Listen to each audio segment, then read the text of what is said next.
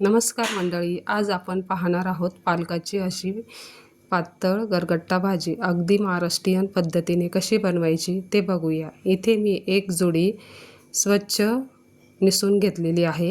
ही पालकाची भाजी अगदी कवळी लुसलुशीत अशी आहे। पालेभाज्या म्हटल्या की त्यावर भरपूर प्रमाणात असे बॅक्टेरिया असतात, त्यामुळे ही भाजी 1 चमचा मीठ टाकून 2 पाण्याने स्वच्छ धुवून घ्यायची आहे। कोणतीही पालेभाजी कापताना तुम्ही जर 1 चमचा मीठ टाकून असे स्वच्छ पाण्याने धुवून घेतली ना, तर त्यावर कोणतेही बॅक्टेरिया राहत नाही। आता इथे भाजी स्वच्छ धुवून झाली आहे। एका चाळणीवर काढून निथरून घ्यायची। इथे आता चाळणीवर काढून निथरून घेऊया, मग कापून घेऊया।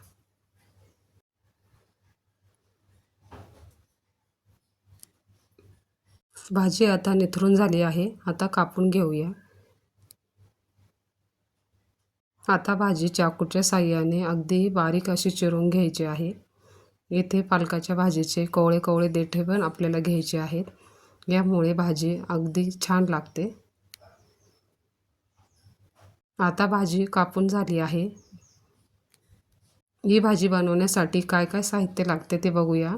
कापून घेतलेली पालकाची भाजी, थोडेसे शेंगदाणे, 5-6 हिरव्या मिरच्या आणि भरपूर साऱ्या लसणाच्या पाकळ्या, 2 चमचा डाळीचे पीठ, भिजवून घेतलेली हरभऱ्याची डाळ आणि भिजवून घेतलेले शेंगदाणे। हे मी अर्धा तास भिजवून घेतले आहे। आता हे हरभऱ्याची डाळ आणि शेंगदाणे आपल्याला पालकाच्या भाजीत टाकून शिजवून घ्यायचे आहे। इथे मी कढई घेऊन त्यामध्ये पालकाची भाजी टाकून घेतली आहे।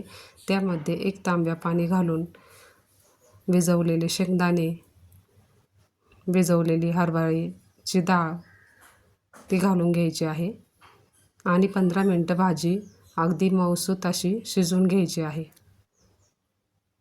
भाजी शिजते आहे तोपर्यंत आपण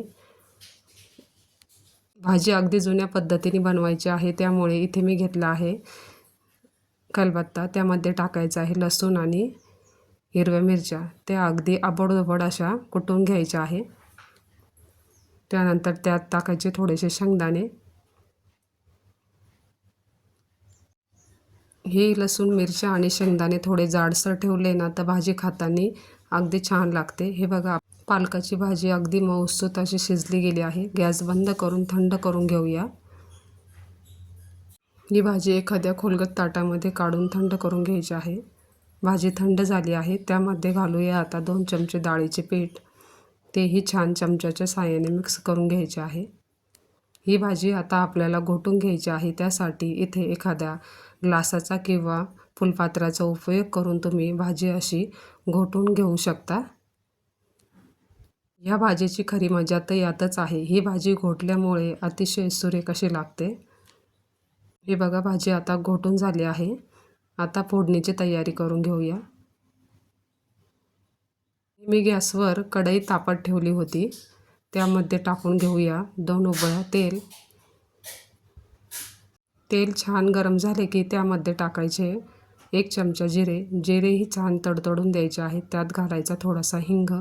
हिंग घातल्यानंतर आपण जे वाटण केले आहे ते छान परतून घ्यायचे आहे। तुम्हाला जर ही भाजी थोडी आंबट हवी असेल तर इथे तुम्ही 1 टोमॅटो घातला तरीही चालेल। आता इथे घालायची थोडीशी हळद। हळद घातली की त्यामध्ये आता आपण घोटून घेतलेली भाजी तीही घालून घ्यायची आहे। भाजी घालून घेतली की त्यामध्ये घालायचं आहे चवीपुरतं मीठ। ही भाजी अगदी थोडी घट्टच छान लागते। तुम्हाला जर थोडी पातळ बनवायची असेल तर यामध्ये गरम केलेलं कोमट पाणी तुम्ही यामध्ये घालू शकता, मीठ चवीनुसार। आता भाजी छान हलवून घेऊन कमी गॅसवर शिजवून द्यायची आहे। भाजी अगदी कमी गॅसवर उकळली की लगेच बंद करायची। हे बघा, भाजी आता उकळली आहे। गॅस बंद करूया। ही पालकाची पातळ भाजी तुम्ही बाजरीची भाकर, पोळी, भाताबरोबर कशाबरोबरही खाऊ शकता। पण ही भाजी तुम्ही जर इंद्रायणीच्या भाताबरोबर खाल्ली ना तर खूप सुरेख लागते।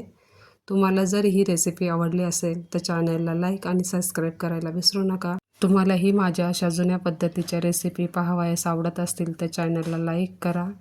बाय.